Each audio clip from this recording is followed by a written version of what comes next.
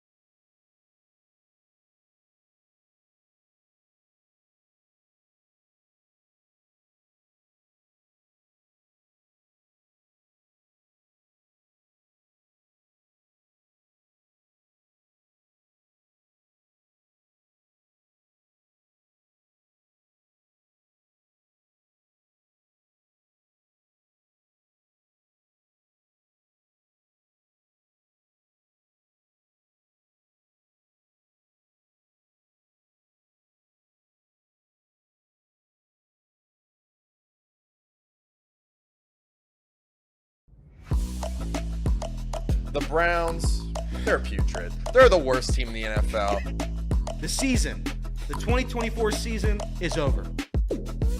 Lamar Jackson can't win the playoffs. He'll win a third MVP, though, so that's great. Drew Sample is the most important piece of the Bengals offense next year. Go Joe Burrow. He deserves to be MVP. I wish he was the Browns quarterback. Kind of mean that. If you're looking for the most reactionary, silly, and unserious show on the internet, then you're home. Live from Hamilton, Ohio, it's Off the Bench by Chatterbox Sports on 1410 ESPN Radio. I love the look that I get when I walk in from people out there like, I didn't know you knew where this place was. Whoa. Not just one time in a week, but twice in 1 week. That's right. That's a special occasion, baby. Some would say we're back. Maybe. Some would say it. Some would say. But we are back with you here. Today, this is Off the Bench, presented by UDF. Justin Kinner, Casey McAllister, Elliot Rearing, and Jacob Tissett. I don't know how much sleep you guys got last night. We were just talking before. You guys just have no fear whatsoever. Storms do not bother you. You guys sleep like a baby. Casey, you were sharing that your wife, on the other hand, was a little upset with you. You wanted to sleep through the storm, and if the storm just so happened to take you with it, then so be it. It was just your time to go, apparently. But yeah, you guys seem to sleep through this. Not me.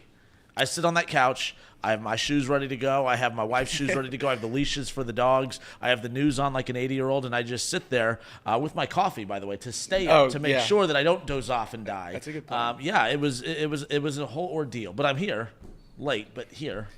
I mean, for those that are that are actually affected by the storms, I'm very, very sorry. For me personally, I've never really had that experience. So when I hear a storm, I open up my windows and I say, "Let it come."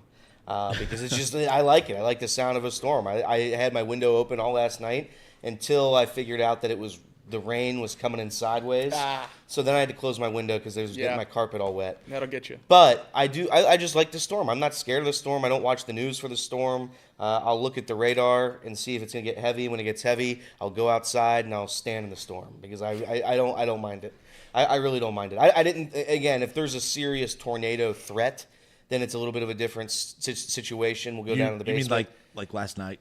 Yeah, but I didn't have a siren unless I slept through it, which I very well could have. But I didn't hear a siren. I would at no point last night was I scared of a tornado. At no point. There's only been one storm where I've ever freaked out over a tornado, and it wasn't even here. It was when I was at Alabama. There was one where there was one that touched down like an hour from campus or something like that, and we were like, all right, maybe this is legit. We'll take it seriously. But other than that, yeah, no, it's just never been something I worried about. Well, Alabama tornadoes seem to be a little bit of a different animal than tornadoes are tornadoes, but I mean those. That's why we were kind of like, well, yeah, if it's ripping off roofs in Birmingham, maybe we go downstairs. I kind of went for a little storm chasing kind of drive late last night. Okay. Around 11. Now that's around 10:30, 11. I go for drives to calm my stress a little bit. So I was driving around in some of the roads and in the rural side of Cincinnati, and I'll go and experience what it's like out there. It's just open skies. I get to see the lightning and everything. It's cool. So no destruction. I thought you're feeling bad about yourself. You just wanted to see the destruction to know that there were people who were worse than you. So no. I don't look at it was before this. To be fair, it was like before the storm, like the beginning of the storm. So I wasn't looking at destruction. I was gonna say, how does watching storms and destruction reduce your stress and anxiety? That would probably amplify it, right? Yeah, but it's not again, if there was a real, genuine storm that was attacking me, I'd go down to my basement and I'd hide. But last night, I could tell that was not going to be a real storm. To me, it was a real storm other places around the area. It was not to our house. Well, fair enough. Just hard rain. And with those storms that came through last night, there's a good chance that somebody watching or listening was impacted by it, whether it's property damage or whatever. So we hope everybody is okay. But yeah, we're off and rolling today. I almost said Wednesday. Today's Thursday, right? It is. Yes, it is a Thursday. Off the bench, presented by UDF. Justin Kinner, Casey McAllister, Elliot Rearing, Jacob Tissett. Let's see.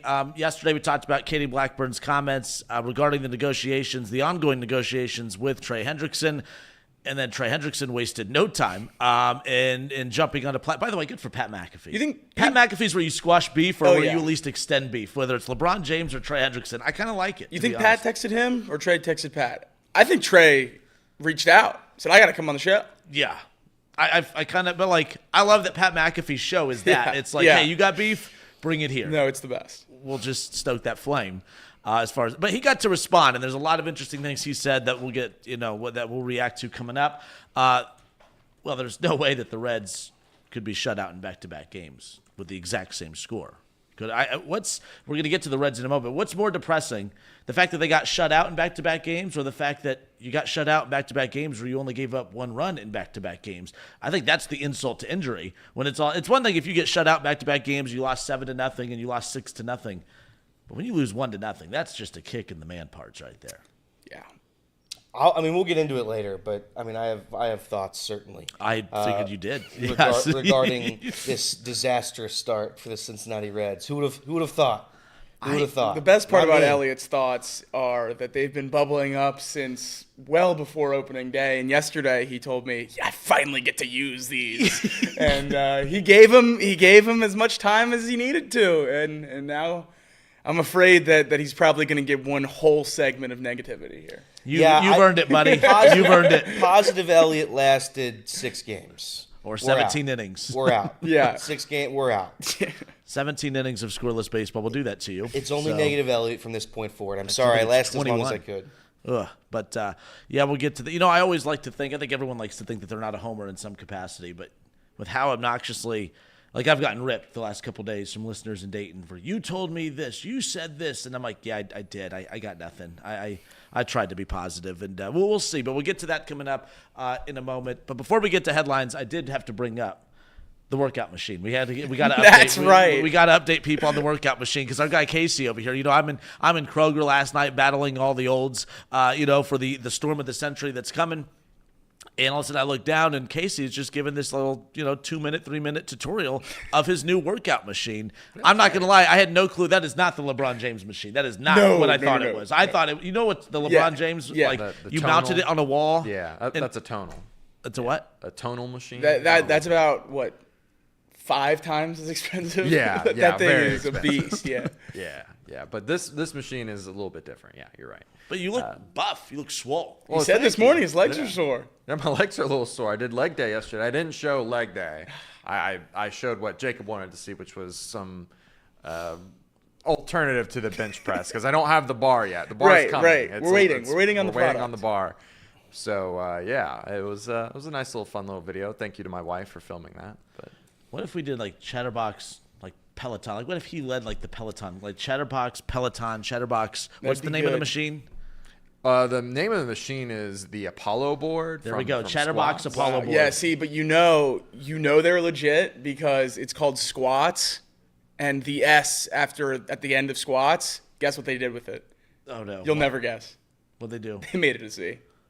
So, It's squats with a Z. Yeah, squats with the Z. It's squats with a Z. No free ads, but but yeah, squats with the Z. That's how you know they mean business. They mean business, and they have also changed their not changed the logo, but they made their logo that is like a Z. Nice. Yeah. So Nice. you know, Man, all our sports teams stink.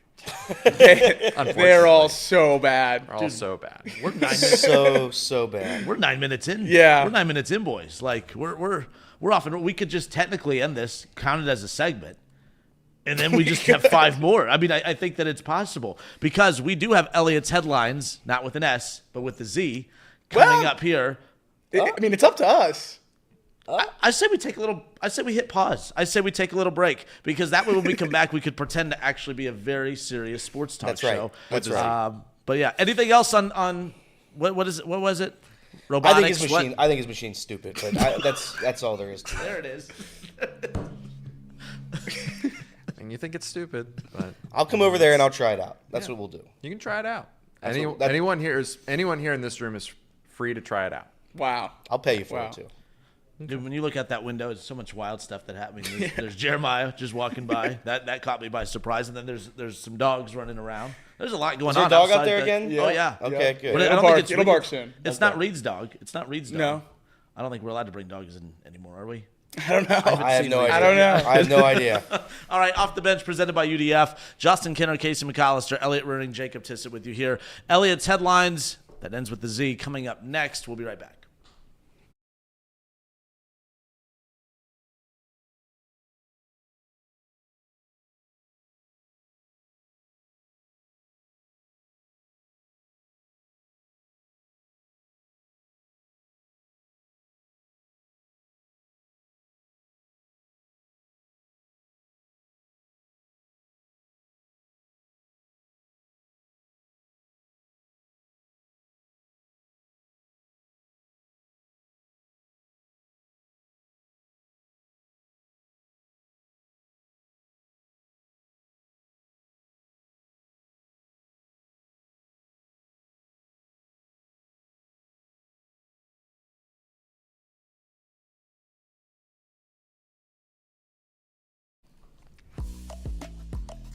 All right, and we are back, and this is where we try to pretend to be a very serious sports talk show, and that's where we're going to do our best. And the only way to do that is to actually talk sports. And since there's so much going on in the world of sports, that's the perfect way to set up our guy Elliot for Elliot's headlines, ladies and gentlemen. Elliot's headlines. Score updates, breaking news, local and national headlines. Whatever's going on in the world of sports, Elliot has you covered. Off the Bench brings you Elliot's headlines. Reds lose. Reds lose 1-0 to the Rangers. Back-to-back 1-0 losses. They win the run differential of the series 14-5 for what it was worth. That's good. That's good. Friedel, Fraley, Elly are the only Reds to reach base yesterday. Again, back-to-back games without a walk. So that's tough. Hunter Greene, 7 innings, 3 hits, 1 run, struck out 8, pitched a gem. Doesn't matter. He gets a loss for that performance. Reds are back at it tonight against the Brewers. They'll try to right the ship against the team they're really, really good against. So hopefully that happens again tonight. Moving over to Major League Baseball, the rest of the league. The Dodgers, they trailed 5-0 last night to the Braves. Came back and walked them off in the 9th. Shohei Ohtani hit the home run in the bottom of the 9th inning to win the game. They are 8-0 to start their season, while the Braves are winless, 0-6 to start their season. Or maybe 0-7 now. Honestly, I forget. 0-7. Yep. Moving over to the Yankees. The Yankees, they lost again to the Diamondbacks despite their 3-run 9th inning comeback attempt. 4-3, the final score there. The Phillies, they take care of the Rockies 5-1. The Red Sox, they shut out the Orioles 3-0. Devers got on the board with a couple of hits, so good for him. There we go. Finally showed up. And he's not tanking. He's not tanking. The Mets, they hang on in 11 innings to get a win over the Marlins. 6-5, the final score there. The Giants take another one from the Astros. They are now 5-1 to start the season. The Padres, they beat the Guardians 5-2. The Cubs, they destroyed the Athletics 10-2. Suzuki with 2 home runs. The Cardinals, they dismantled the Angels 12-5. Ivan Herrera becomes the first Cardinals catcher in franchise history with a 3-home-run game. Good for him. The Brewers, they escape by the Royals 3-2. And the Pirates, they finally get another win. 4-2, the final score against the Tampa Bay Rays. Moving over to the NBA, the association. The Clippers, they beat the Pelicans 114-98. The Thunder, they crushed the Pistons 119-103. From the brawl against the Timberwolves a few days ago, Holland, Sasser, and Stewart have all been suspended from the Pistons. The Nuggets, they drop another game. They lost to the Spurs 113-106. Russell Westbrook led all Nuggets scorers with 30. They did not have Nikola Jokic available. The Mavericks, they beat the Hawks 120-118. Anthony Davis hits the game-winning shot with 3 seconds to go. The trade, they might have won it. Maybe they won it. Did they win? Maybe they won the trade. Maybe. The Cavaliers, they win by 19 over the Knicks. Donovan Mitchell leading the Cavaliers scorers with 27 points there. Moving over to basketball, because why not? The historic Crown Invitational. Let's go. The Cornhuskers of Nebraska, they beat Georgetown 81-69. Butler, they fell to Boise State 100-93. And tonight, the Cincinnati Bearcats, they take on the Golden Knights of Central Florida at 7 p.m. Eastern Standard Time. So please feel free to tune into that one. Villanova, after that game, takes on USC at 9:30. And if you're a real basketball head, in between those thrillers, the NIT Championship will be played at 9 p.m. between Chattanooga and UC Irvine. So a lot of premier basketball tonight between some of the best of the best. I mean, yeah, what a time to be. They should put them all on Amazon Prime. They should put it on Amazon. They should, or Disney Channel. Plus. Yeah, sure, that works. I think I was looking at. Of course, I wasn't watching the Crown today, but I saw a little picture. I sent it to Jacob this morning. The way they have the seats set up in the arena, you can buy courtside seats on the bench. For sure, yeah. On the bench of the team. Yeah, no doubt. So there was a Nebraska fan in between Ed Cooley and Georgetown players. That's a thing? All on the same line. Oh, sure was. Yeah. I swear to God. That's awesome. So good for the Crown, man. Good for the Crown. And shout out to our Screamer. I don't know who that's the Utah Screamer. Yeah, everything I hear about the Crown just continues to enforce in my head that it is a real tournament that I should respect. Yeah, you should. Yeah, nothing about it leads me to believe I shouldn't respect it as a tournament. Can't bet on it. NHL, the Capitals, they lost to the Hurricanes last night 5-1. Ovechkin, though, was the lone goal scorer. He is now 3 goals away from breaking Wayne Gretzky's all-time scoring record. So good for him. He's 3 away. Surely going to beat that before the end of the season. You would hope. You would think. Surely before the end of the season. And finally, we have quarterback news. If you would have told me this guy was not in the league, I would have believed you. But apparently he is still. At age 25 years old, Joe Milton has been traded to the Dallas Cowboys. The Cowboys get their guy. And maybe, who knows, maybe he'll start for him next year. I would venture to say not. But maybe. I'd also venture to say not. But those are your headlines. So we do have we have dialed in coming up after this show today. Surely there won't be anything to talk about on Dialed In today. No, there will not. But do we congratulate him now, or do we do it like later? I don't know the protocols. I don't know the protocols. But if you're the one that worked in radio. Yeah, I know. If there were something to congratulate somebody about, I would congratulate him if I knew I was allowed to speak on it. Absolutely. I don't know if I'm allowed to speak on it, so I won't speak. What if I just make an executive decision to congratulate old Tom? Well, you can do that, but I absolutely you can. Yeah, I want everybody to know that this is off the bench on ESPN 1410 Wing AM with Justin Kinner. So make the call. So congratulations to Tom Brennaman. More on Tom Brennaman's new venture coming up on Dialed In. I'd imagine. Love that. I'd imagine. That was phenomenal. Yeah, but no, in all seriousness, congratulations to Tom. I think it was one of the worst kept secrets to begin with, out in the public to begin with when it came to this. So I'm really happy for him, and he'll address that coming up, I'm assuming, on Dialed In here around the corner. But real quick, I did notice, I was listening to the radio broadcast for the Reds. We're going to get to the Reds more about what's going on the field in a moment. But Tommy Thrall has been on the show, Sure. radio voice for the Reds. They have new bumper music for the back twos, and that's the one thing that caught my attention right off the bat because they had used the same returns for, I feel like, forever.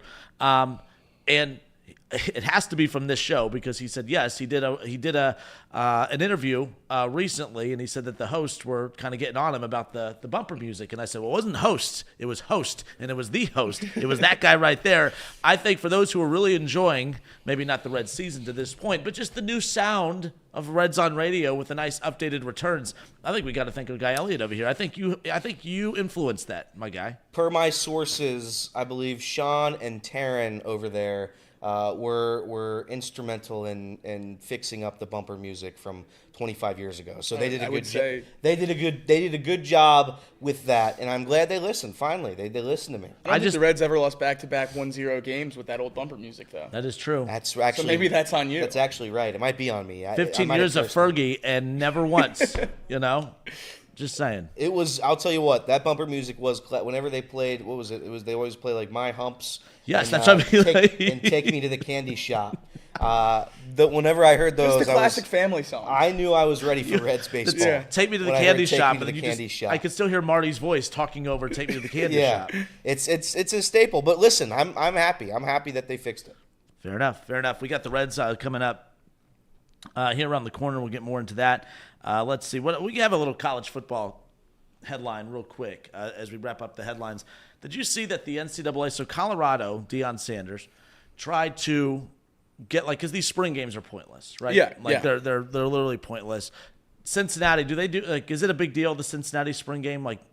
Is that do they prop that up? Do a lot of people go to that? I don't know. And I'm not mocking. I'm genuinely curious. I certainly don't. And this is just my personal opinion. I know there's a lot of people that care about that game. I know a lot of my friends go to the spring game in Cincinnati. So yes, they do care about it. It's something that I've never once even thought about attending or looking at what happened in that game. But yeah, since I feel like our spring game is usually well attended. I mean, we're not selling out the stadium, but I think it's an okay crowd. Ohio State, I know, is a pretty big deal every year, and then at Alabama, it was a massive deal. So I know at least usually the bigger the school, I think the bigger a deal it is because the tickets are cheaper, and gives a lot of people that can't go to a lot of games a chance to see the team out there before the season starts. So Ohio State will sell theirs for $5. Yeah. And then some dudes will go in and literally buy every one of them, and then just put them on double them up on the. I mean, good for them. You can make a dime off the spring game. That's hustling right there. Yeah, it is. But no, so a lot of teams are trying to not get rid of the spring game, but are trying to find new ways to still have a little fan fest type of thing. That's what Ohio State's basically doing. Although they did come out, I believe yesterday, Ryan Day, said that they are going to treat it like a typical spring game, just a little bit more fan involvement. But Deion Sanders wanted to get rid of the spring game, didn't have interest in the spring game, but wanted to do kind of what we see a lot in the NFL, joint practices. And the NCAA denied that. First of all, I feel like the NCAA has literally no power anymore. So when they have a chance to just kind of influence their power a little bit, they take advantage of that. Oklahoma State and Colorado were trying to work out a deal for joint practices, which if I'm a fan, able to go to those for a little spring. So the spring game, you would have joint practices, and then a spring game would be them going up against one another. Again, means nothing. The game would stink. It wouldn't mean anything. But why not? The NCAA denied it. Literally just put the hammer down on it, said absolutely not, and I have no clue why. The NCAA cracks me up. Usually I'm always anti-NCAA. This I didn't have a problem with them denying. No, I didn't. Because basically when you read through the denial of what they said, basically what they said was if they would have asked for this in December, it would be okay. The reason why it was denied is because in order to do something that's against the rules that are written, you need a waiver. And they said that other teams had already started their spring practice period. So to grant the waiver for Colorado and Syracuse and Oklahoma State, it wouldn't give other teams that want to do joint practices a chance to do it this year. They also said that they would review it for next year. So I assume it will be allowed next year. I think it will be allowed next season. Maybe that is, the NCAA wanting it to be their idea and not Deion's. That might come into play a little bit. Certainly not arguing against that. But the main point that they gave, I didn't necessarily disagree with. Other teams that would want to do something similar to this wouldn't be able to because they've already used too many of their spring practices in 2025. So pushing this off till next year, I think it's going to happen. I think it's a great idea. I think it makes more sense than a traditional spring game. But I don't think this is the normal just NCAA being just the stooge and unfair and everything along those lines. So, again, with you not – I mean, the spring game, it is what it is. Yeah. Like I said, I'm not losing sleep over it. But like I said, the NCAA, when they have a chance to remind people that, hey, we get some decision-making power around here, they go with that. You mentioned earlier that we were joking about the Pat McAfee show where you go to – not squash beef. Actually, you just kind of build it up. You get your side of the story out. LeBron James did that Pat McAfee hit last week and was going back and forth with Stephen A. And there was a point where he had said – that Giannis would score like 200-something points or whatever back in the day, back in the 70s. And typical media jumps on that. And Stephen A. Smith and everyone just said how disrespectful that was towards that era. And I'm like, man, people really do just hate LeBron. Like, this isn't like a poor LeBron segment, but like it really, like the media today, like people wonder why people hate the NBA today. The NBA is semi-responsible for it. The players are responsible for it with the load management and the really not putting a lot of effort into the regular season and this type of stuff. But, like, literally today's NBA is so disrespected or so people don't care for it because the media just craps on it. So then LeBron takes a shot at the 70s and says that Giannis would score 200 whatever points. By the way, I don't think he would actually score 200-something points. But literally they found that disrespectful. Stephen A. Smith goes on First Take yesterday and was bashing Steph Curry, of all people, saying that a Hall of Famer told him that they would just beat him up and there's no way he would be as good back in their era. So why is it disrespectful when today's modern NBA players take a shot or question the legitimacy or the talent or however you want to word it of previous eras, and that's disrespectful? But all this era does is catch strays. All this era does is be told how they're soft, they don't play defense, and whether you guys believe that or not, that's fine. But the bottom line is if you're going to take shots at this era should be able to take shots at previous eras. The media gets more protective of the NBA of the past than they do of the NBA of the current, and I think that's why of all the professional sports out there, it's valued the least, or at least it's respected the least, and I blame media for that more. The athletes are responsible too, but I getting tired of that. I saw Stephen A. say that yesterday, burying Steph Curry, and I'm like, that's the hypocrisy right there. How is LeBron disrespectful for saying he thinks Giannis would score 200 back in the 70s, but yet Steph Curry's only good because the league is soft. LeBron's only good because the longevity means nothing. Blah blah blah. He jumps from team to team. He's a ring chaser. Yada yada. It drives me nuts. Yeah, I think the two biggest problems in the NBA are the fact that, the faces of your league are 40 years old. Yeah, you haven't been able to necessarily find someone to replace the KDs, LeBrons, and Currys of the world, and that the biggest media personalities do nothing but hate on the current version of the league. I mean, you don't really see that with many of the other leagues out there. I mean, baseball, certainly, the older players that are, prevalent on TV certainly praise the stars of today, and more or less the same with football, with very few exceptions. And basketball, it seems like every single time an great is on TV, they're just saying, how different the game is today, how much worse the game is today. And I do think that hurts the national opinion of your sport. Yeah, I the NBA is, I think, widely the most criticized professional sport based on the play, based on everything. And I obviously it doesn't give it a ton of room like us. We talk on this show. None of us really watch the NBA, and we still have points about it. And it's only really because whenever we talk about it, it's in a negative light. That says something. That says something about how the media the media covering the NBA talks about their sport, because we just pile on it. We take those points for ourselves and we regurgitate them here. It makes no sense why the everybody else, is going to hate on the current league, and the current league can't hate on the old league. It doesn't make any sense. Yeah. Fair enough. All right, this is Off the Bench, presented by UDF. Justin Kinner, Casey McAllister, Elliot Rearing, Jacob Tissett. All right, we made it 30-plus minutes into the show. I think we can set up our guy Elliot for We're going to have to rip the Band-Aid off at some point. Yeah, yeah. So, simple question as we head into the break. Are the Reds bad? Are they bad? What? What the hell? Let's get to it. When we come back off the bench, we'll talk Reds next.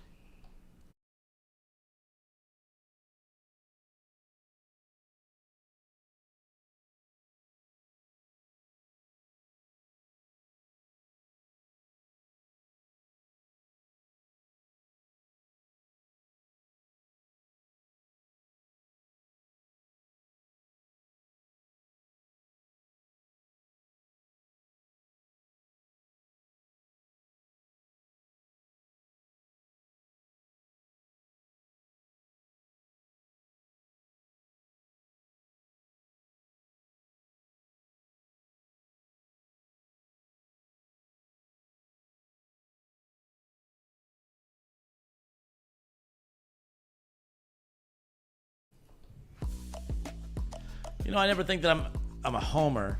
I try not to be. And I don't think anyone truly believes that they're being a homer. I think everyone likes to, they view their sports teams the way they view their kids. Does anyone actually think they have an ugly kid?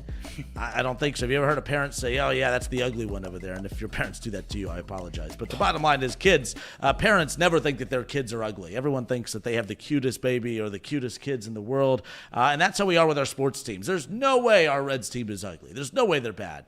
The Bengals, they're never bad, right? Like everyone gets so defensive of their teams. We treat our teams like our kids. And like I said, nobody ever truly believes that they have an ugly baby when it's all said and done. So the Reds, I didn't think that this was a World Series contending team.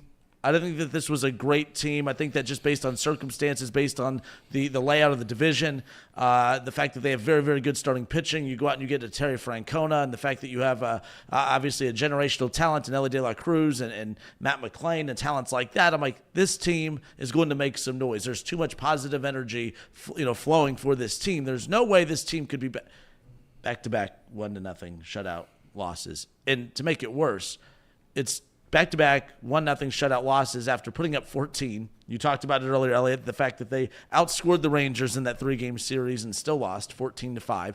14-5, they outscored the Rangers. All 14 of those coming in game 1, and then getting shut out in the final 2 games. And like I said earlier, what made it worse, if you lose 6-0 and 7-0, it still stings. But I think what stings even more is the fact that you're starting pitching already 1-5 and then a second start already from Hunter Greene. Starting pitching has been fantastic. And the fact that I feel like it's going to be even more of a tough pill to swallow throughout the year when you're going to continue to get these quality starts and get these big outings from your starting pitching and then have nothing to show for it. In the past, when you've had questionable starting pitching and your bullpen's been questionable, not a lot of depth, it's just a bad team. I think it makes it worse when you have such a strong side of the ball, when you are so good with your starting pitching and you're 2-4 to start the season. Small sample size of games, yes, but they're not losing because of pitching at this point. And this goes back, I was wrong 2 days ago when I said the bullpen was my biggest concern. It's no longer my biggest concern. This team can't hit. This team can't hit. There's no explosiveness. There's no power. The fact that we're having debates about bring back Will Benson, if we think Will Benson is coming to save the season, I mean, we're in trouble. So the question I have, Elliot, is this team bad? Is this team playing bad? Or is this team bad? I didn't think that this team was a World Series contender. I didn't think that they were one of the best teams in baseball. I thought they were good enough to compete for the division, good enough to compete for the playoffs. But I'm really questioning that. 6 games in, I'm being that guy. I'm overreacting. Or am I? Elliot, is this team bad? I don't want to say the word bad because when you have the guys that we have on this team being Matt McClain, Elly De La Cruz, Hunter Greene, Nick Lodolo, there's guys on the roster that you're proud that they're Reds and you're happy that they're here because they're really, really good at baseball. So I don't want to say bad. Here's what I'll say. It has been maybe the most frustrating. I would say they're the most frustrating team in baseball, one of them, most frustrating team in baseball. And we go back into the ownership debate every year, the GM debate every year, get crawled debate every year. We do the same thing over and over again every single year. The Reds do the same thing with their roster every single year. We tell them we need offense. We need an outfield power bat. They bring me Austin Slater, hasn't played a game. They bring me Gavin Lux, doesn't really hit a whole lot for power. I would say he's a Jonathan India replacement. He's Jonathan India 2.0. He can play defense better than Jonathan India can. That's how I would compare those two. Saying all that, when you do the same thing over and over again with your roster and you expect a different result, it's the definition of insanity. We all knew what the roster was. And you have the positive fans that will go, well, anything can happen. It can all happen right now, yada, yada, yada. Oh, well, they're hurt. They're hurt. They're always hurt. They've been hurt for the better part of 5 years now. There have been significant injuries that have dismantled the Reds for 5 straight years, it feels like. And we sit here today, Spencer Steers very clearly not healthy. He is our full-time DH. He can't throw. And he's our full-time DH. Have other people, I saw, Bryce Harper was able. Bryce Harper's an MVP. Some guys aren't able to do that. Spencer Steer, unfortunately, he's not able to play hurt. Jake Fraley, where is Jake Fraley? Somebody tell me where Jake Fraley is because he's not here. He got a hit last night, seemingly for the first time all year. I think it's his second hit of the season. And he immediately gets thrown out at second base. Immediately. to destroy whatever chance, if you want to call it a chance last night, of bringing home a run. The mistakes haven't stopped. For everybody said that the manager was the difference and the manager is going to fix everything. Every mistake that happened last year is still here. Every mistake. The defense still isn't good. The base running's still not good. We've been stealing less bases this season. Yeah, are we 6 games in? Is it early? Sure. It's early. I'm not saying here the season's dead. I'm not going to say what I say on the montage before the show. See, the 2025 season, I'm not saying that. But you're fooling yourself if you think this team is different. You're fooling yourself. It's the same exact roster. The same exact roster. We've switched up a couple positions, but it is the same exact roster, and they don't fix it. We're going to go into every single season worrying about injuries. Every team gets hurt. But guess what? The good teams, they're able to replace the injured guys with guys that are somewhat competent. No disrespect to Jacob Hurtaby's Blake Dunn, but come on. I don't expect, and at no point did I say before the year I expected this Reds team to win a World Series, compete for a World Series, be even in the same sentence as winning a World Series or a pennant of any kind. I said maybe they'd be in a fight for the division. Maybe. They're not going to get a wild card with the talent in the National League. They're not going to do it. So you have to win the division. Is it still possible? 100% it is. Anything can happen. That's why sports is the best drama on TV. But you can't look at the outfield right now and say we're in a good spot. You can't do it. And baseball is a funny sport because especially when you have to talk about it every day, they could score 14 runs tonight against Nestor Cortes, and I'd say, you know what? We might be back. We look good. But deep down, I have to know this isn't a consistent enough team to compete for the postseason. Not seriously. And I'm frustrated because, David Bell got ran out of town last year, and the argument against David Bell, I guess, which was fair, is he didn't win during his 6 years here. He didn't win. He didn't really win. He got to the playoffs, one time? That's fair. But there was the people that argued Terry Francona, a guy that's going to just yell at the players when they make mistakes, openly denies that in press conferences so far to start the season. He said, I believe, and I'm misquoting or off-quoting him here, but it's, if I thought yelling at guys would work, I'd yell at them. If I thought that was necessary, I'd yell at them. But no manager is going to yell at 30-year-olds or 28-year-olds or 25-year-olds. They're professional athletes. They have to know the fundamentals of baseball.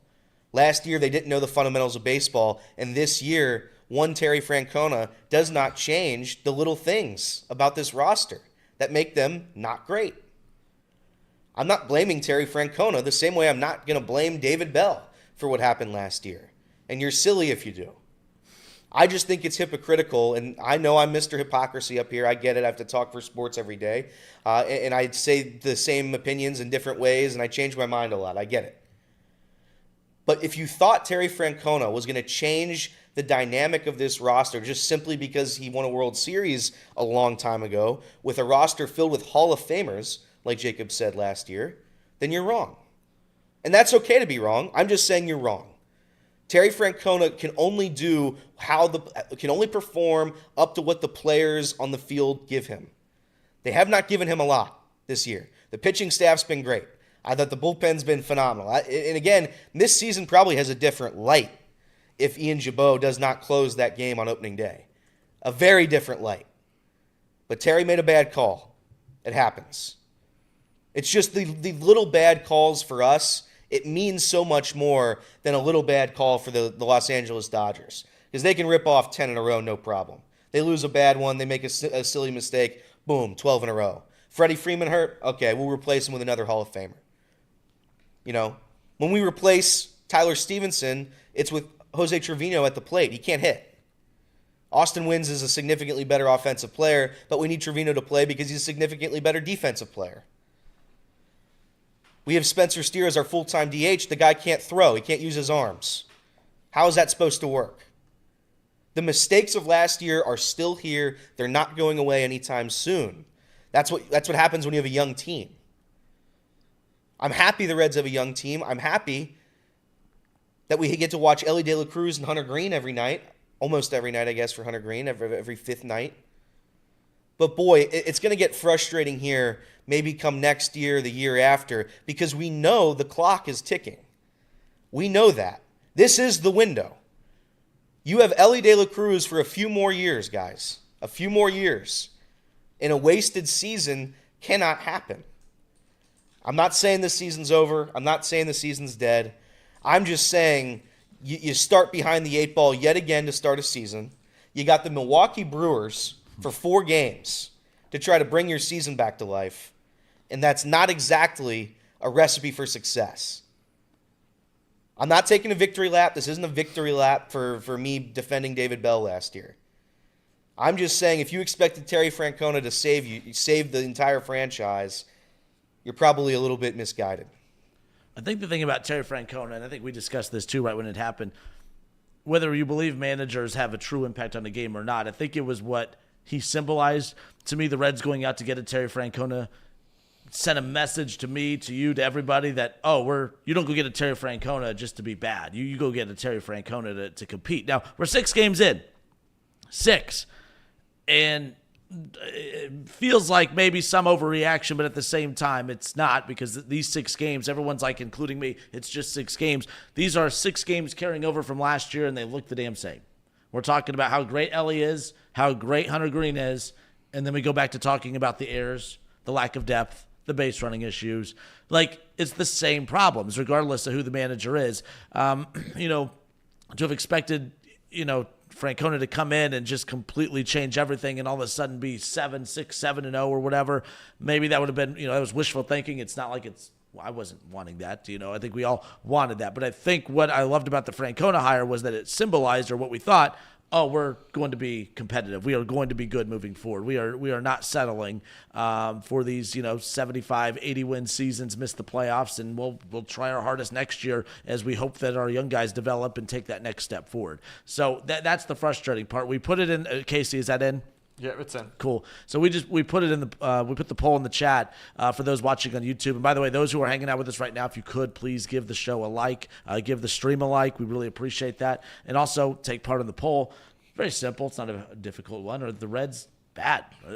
Are they bad? Are they just playing bad? Is this going to be that up and down? I mean, we thought it was that roller coaster start, the win one, lose one, win one, but back-to-back losses. Okay, that's one thing, but back-to-back shutout losses, and to go 20-plus innings without a run when I thought at least the top half of the order was good enough to put up some runs, especially if you're only giving up 1 run in a game. As bad as this lineup can be, the top half of the order is too damn good to still be losing games 1-0, in my opinion. Like I said, 7-0, 6-0 losses, those stink.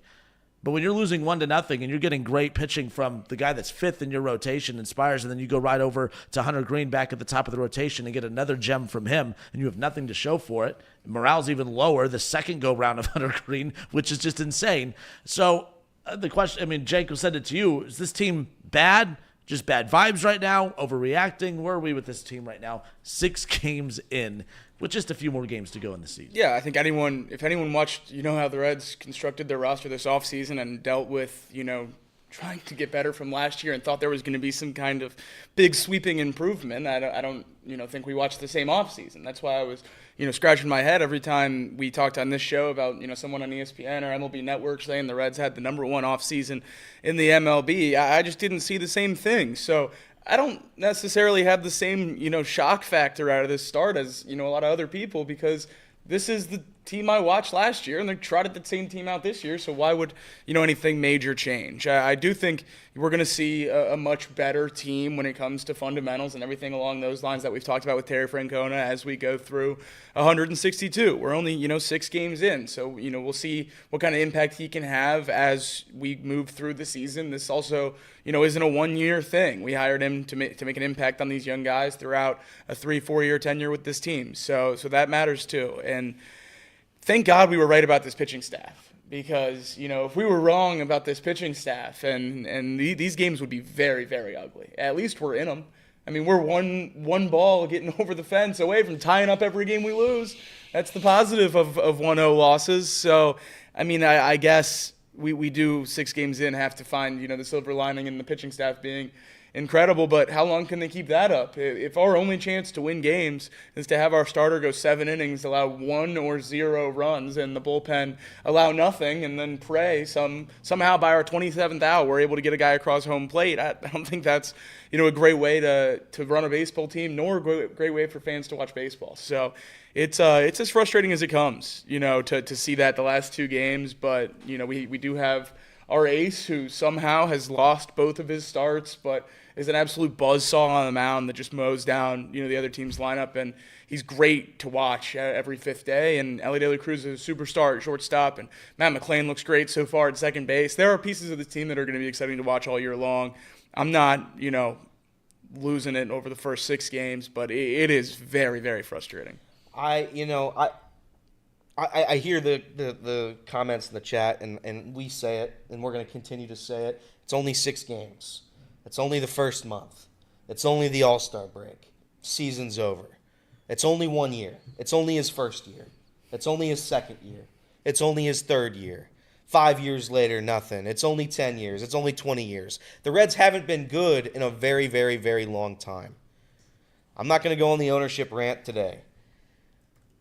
But we know when they started to get bad. I mean, we know we can pinpoint right around when the organization started to get real bad, and it's still been an ongoing issue. I can't sit here and complain that I want the Reds to spend like the Dodgers. It's unrealistic. It's a fundamental problem with baseball, and it's been that way for as long as I've been alive. But the Reds roster this year was not built to overcome adversity. If there were injuries, they weren't going to win games.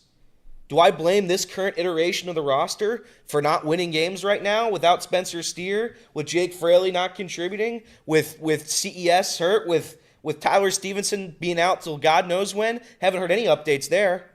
I mean, are we supposed to overcome everything here? No, it wasn't built to do that. It was built to have the guys that we have be healthy and be permanently in the lineup forever. You can't expect that. It's not a realistic expectation. It's not a realistic goal to have. We're going to have every player play 162.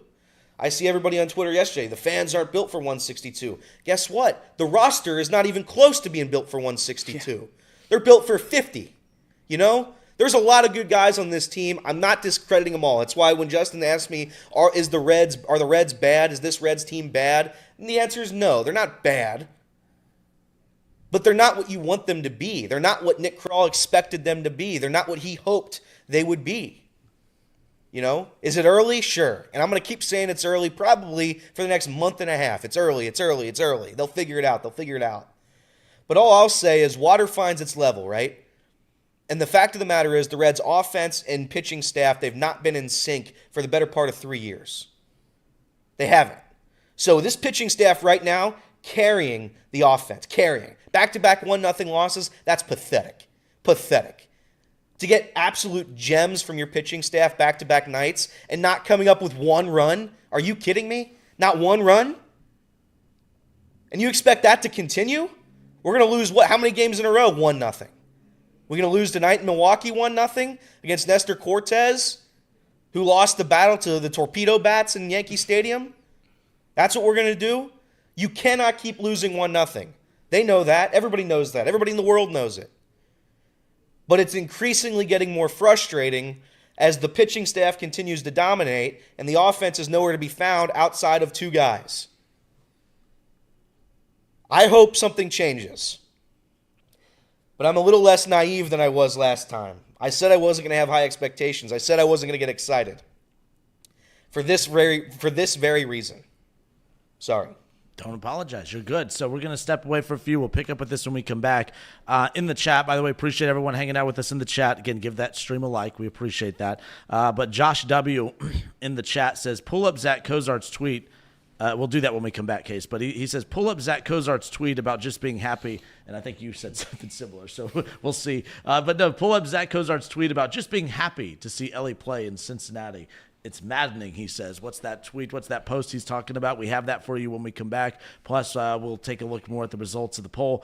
Are the Cincinnati Reds bad? We'll discuss more when we come back. More Off the Bench next.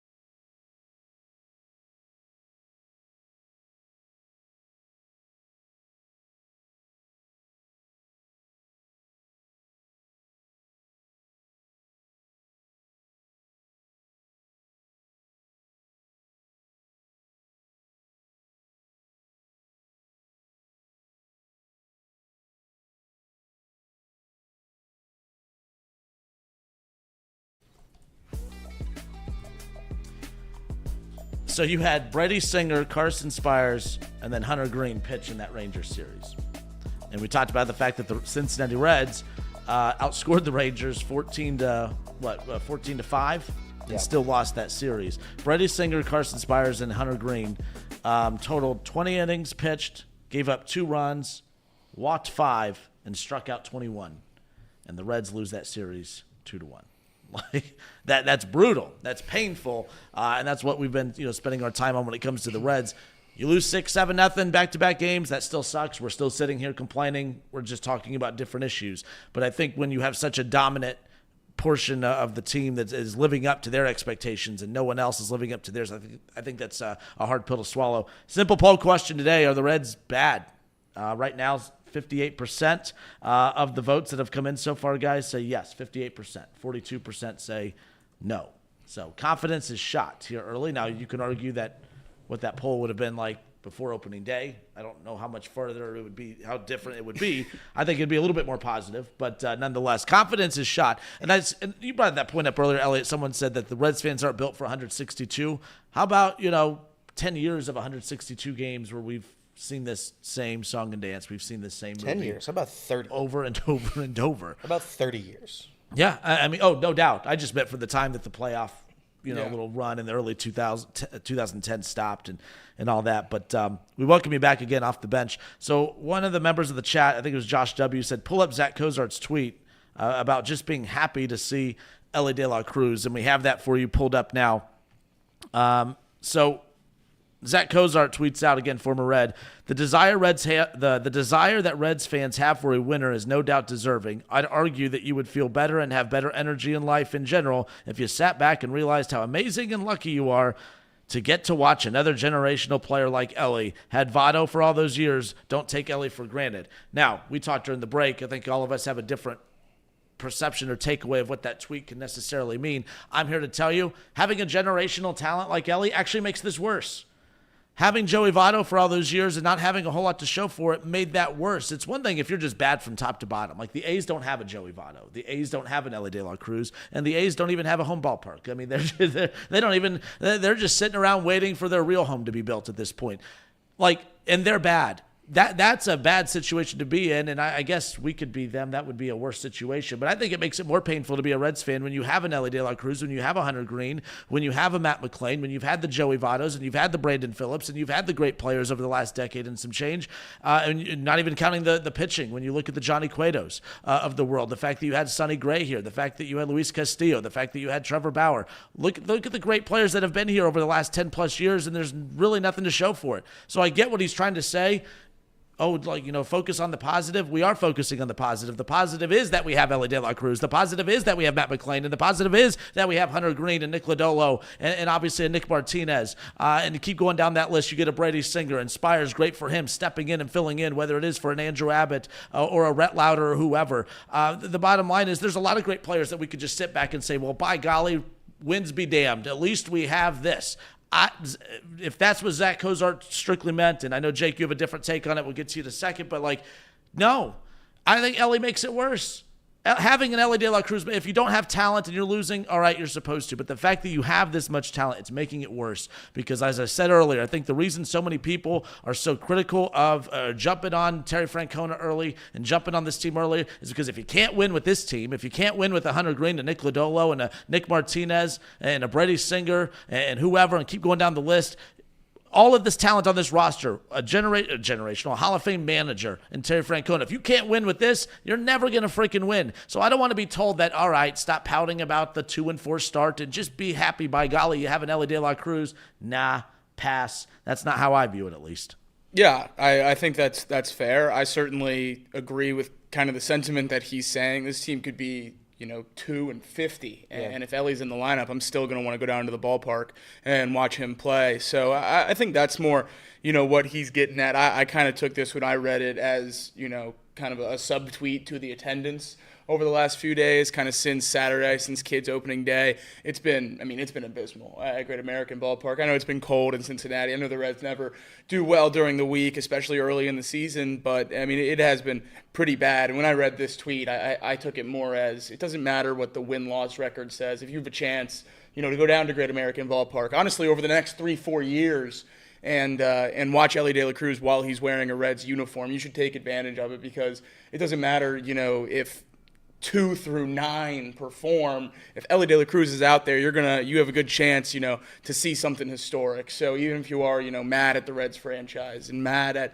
the front office and mad at the roster construction, you still have a chance to go watch Elly. And, if they're going to take wins away from you, don't let them take everything away from you. So, go watch the players that are great and have fun, because we've all talked about it, and I hate talking about it, but there's a next to 0% chance that he signs a long-term contract to end up in Cincinnati. So, when's the next chance you get to watch an Elly De La Cruz caliber player, not just in Cincinnati, anywhere in the MLB? I don't know when that'll happen. So I'll certainly try to take advantage of it while he's here. Yeah, I'm not going to, I'm not going to get on the attendance crowd yet. I'm not going to do it just because I haven't been to a game this season. And once I start going to games, then I'll get more upset. But I do go to about, I try to go to 15 to 20 games a year, and I try to watch my team. I understand it's not that easy for everybody. People live an hour and a half away. Reds fans live 3 hours, 2 hours away. It's not the biggest city in the world. So if that was the point, it's just never going to really change. And I've kind of given up on that fight. We had the fight, 2 years ago in 2023 when the Reds were in the thick of it in September. We're fighting for the postseason. We go to a day game. We go to a night game. We're talking 5,000 people there, 4,000 people there for a playoff run. I have a hard time believing that's ever going to change. I could be wrong on that, but I'm not going to complain about the attendance. I'm also not going to complain about the attendance because real quick on that. Why would people? What have the Reds done over the past 30 years to make you go to the ballpark? That year, because I know what you're talking. I remember that year too. I went to a game a couple years ago as well, as like a Sunday game, and they were actually holding down one of the final wild card spots. This was a few years ago, and our ballpark was basically empty. But I remember the Reds holding down a final wild card spot. But I also remember the fact that we didn't really look at that Reds team and think, oh my gosh, this is like a legitimate good playoff team. I think vibes matter. I think you look at that. Like, I think if this roster, when we get to September, if we get to August, September, is holding down a wild card spot, do you believe the ballpark would still be empty like that with this talent on there? I don't think that roster a few years ago when they were in the wild card hunt, I don't think anyone looked at that team with all the. Because last year they were mathematically in the hunt, but we even knew we weren't buying into the Reds being mathematically in the hunt. I think vibes matter, and I think that this roster with this talent, if they're in that situation, I think vibes are different, and I think attendance goes up, but I could be wrong. I would be floored if this current roster construction is holding a wild card spot. Floored. That's why I think you're, no disrespect, you would have to add something. So, I guess. When I say this roster, I guess I meant with spearheaded by these. Yeah, stars, I see what you agree mean. With you. I see. I think there's steps along the way for this team to be a contender this year that starts to add, more fans onto the bus. And whether that's, bringing someone up, in the bullpen or Rhett Lauder's reemergence, and that, gets some more people, on board like Matt McClain and Elly did when they came up. And then you make a move by the All-Star break, and so more people hop on. And then, maybe you win 12, 13 games in a row, and some more people hop on. And then I think it kind of builds like that, because I don't think the current roster, I know we're missing Austin Hayes. I know we're missing Tyler Stevenson. I know Spencer Steers is a shell of himself. I don't think the current roster at 100% is really a locked-in playoff team. Can they be in the mix? For sure. No question about it. If everyone's healthy and playing up to their ceiling, they absolutely can be in the mix. But we're not healthy right now, and the guys that are healthy are playing far from their ceiling, which is not something that we've built a roster to be able to withstand. So, we'll see how long this lasts. We'll see how long Hayes is out, and hopefully, over the next couple weeks, month, we can get healthy and we can get a chance to see this roster that they planned on having out there before it's too late. Before you get a month under your belt that puts you so far out of the mix that you don't have a chance unless you get a lot of help from outside. So, we got to hope that these guys that are out there right now can tread water until we get healthy, and then once we get healthy, we have to stay healthy, which is one of the toughest things to root for in sports. The health thing drives me crazy. Yeah. Because and somebody just mentioned it in the chat. Why are the Reds so hurt every year? And I don't know if it's a Reds thing, if it's an everybody thing. But one thing's for sure, The Reds don't have answers when their guys get hurt. There's no answers. There's nowhere to be found. No help to be found when we have CES hurt, when we have Jamie hurt, when we have Spencer Steer hurt, when we have Tyler Stevenson hurt. We don't have those answers. I like Trevino. I think he's great. Do you expect Trevino to contribute at all offensively? No, you don't. And nobody does. And that's great that he's great at defense, but a team that scores 0 runs on back-to-back nights, I'd prefer the offensive side of the ball 1 million times more than I'm worried about the defense at this very second. 1-0, 1-0. I mean, it's a joke. As far as the attendance thing goes, I disagree with Justin. I think that team gave you more reason to go to the ballpark than a perennial winner because it's an underdog story. You didn't expect them to be there in the first place, and it seems like you're catching lightning in a bottle when you go to the ballpark in 2023 in September because that team had no business being anywhere close to a postseason spot, and yet they held it with 30 games to go. So I'm not going to freak out over attendance as of this second. It's just not what I'm worried about. I'm worried about my team winning games. They don't win games. I like the Reds a lot. I love the Reds. They've been my favorite team. They'll always be my favorite team. But it's increasingly frustrating year after year when they don't succeed. And it seems like they don't really even have a shot. At 2012, they had a shot. 2010, they had a shot. 2013, they had a shot. And then outside of those 3 years, it's like, what have we really accomplished in Cincinnati? And the answer is nothing. It's just flat out nothing. They've been one of the worst organizations in baseball. And I know there's people out here that just like, oh, it's only 6 games, man. Why do you got to be so negative all the time? I get it. People want to fan how they want to fan. They don't want to be negative all the time. Life's too short. I get all that. It's just for me personally, it's one of those things where I watch this team every day, and they just don't have it. They're not bad. I still stand by the fact that they're not bad. They're just not built to win. They're not built to win in September and maybe in October if they ever got lucky enough. It's just not that type of team. We can continue to say that, appreciate Elly, appreciate Hunter. And you should because Hunter Greene's a generational pitcher. Yeah. Ellie's a generational talent at shortstop.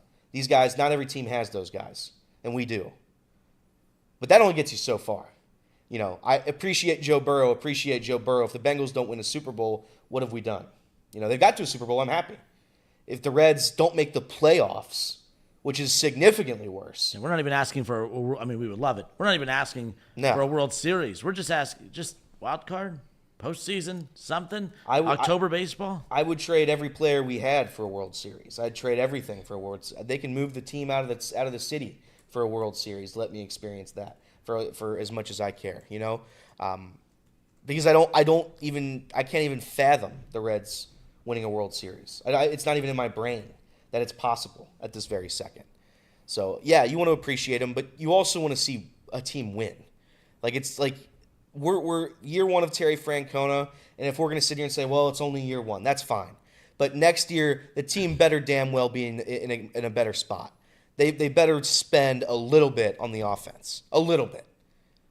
The team has to be better, and they're just not. And until the front office does something, that's what this team is. I like Gavin Lux. It's a savvy move. Signing Austin Hayes for that little money, savvy move. But those 2 moves don't win a World Series. They don't win a championship. It just keeps you, I guess, a little bit alive when a player goes down. That's all those injuries are. Savvy moves should be your complementary moves, not your moves, right? That was their offseason moves. They're savvy if you're going to get a Luis Robert in the process. You get Austin Hayes and a Luis Robert, and you went out and got a Gavin Lux, and now you have some depth pieces. Now you have some, you can get a little strategic with how you utilize this roster. I mean, you always have to be strategic, but you could get more creative and strategic and actually have a lineup that produces on any given night versus there's some lineups, and we've already seen it early, 6 games in, we can tell when it's going to be a long day or night at the ballpark. But then again, yesterday was supposed to be the turnaround. You got Spencer Steer back, right? Yeah. You're injured full-time DH. Well, I mean, since he played yesterday, we know he won't be in the lineup today because he's not healthy enough to play back-to-backs. Happens with that bum shoulder. I saw yesterday the Luis Robert. Now it's kind of just put in there. Well, Luis Robert's playing bad. Lou Bob. So we're back to Roberts. He's playing bad to start the season. Yeah, I'd take him. I'd take him over Hurtubise and Dunn. So knowing that playing bad, that he's going to turn it around at some point makes you feel better. I'd also the guys we're watching play bad. they're not turning. I'd also imagine it's difficult to do your job every day in the Chicago White Sox organization. No disrespect, but what are your expectations this year? 40 wins? I mean, come on. Yeah, they asked him on opening day, "Do you expect to be in Chicago this year?" And he said, "Not at all." Yeah. I mean, he was begging him to trade him. Some of Elliot's most disrespectful comments have always started with "no disrespect." That's right. That's right. I mean, when I hear especially when I know we're about to approach like here comes the Browns comments, and no disrespect. I'm like, and brace yourself because it's coming. So, I got a stat for you. Ooh. Spencer Steer, Jake Fraley, Jamir Candelario, Gavin Lux, Blake Dunn, Jose Trevino, Santiago Espinal. Wow. They are 16 for 101. That's a 158 average to start this young season. Oh yeah. but 16 hits, dude. All those Be guys are 16 for 101. And I'm supposed to expect it to get better? I understand it, but all those are key pieces to our lineup. They're 16 for 101. It's just if you think they're going to get way better this year, I don't want to damper your dreams, but you're wrong. I mean, you're just wrong. The Reds are fine; they're not bad, but if you expect them to win 90 games, 85 games, you just aren't paying attention, and I'm sorry. Fair enough. This is Off the Bench presented by UDF. Justin Kinner, Casey McAllister, Elliot Rearing, and Jacob Tissett with you here. Step away for a few. Now the Reds have to, again, they don't have an off day until a week from today. So, they just have to keep on trucking. And, well, luckily they have a team that they've had a lot of success against since 2012. Oh, no, they have not. They got the Brewers. We'll talk about that when we come back. We'll take a look at what pitchers are up for the Reds throughout this Brewers series, how important it is to take care of business against a divisional foe. Again, 7 of their next 10 against NL Central foes, and it starts tonight against Milwaukee. We'll get to all that and more when we come back. More Off the Bench next.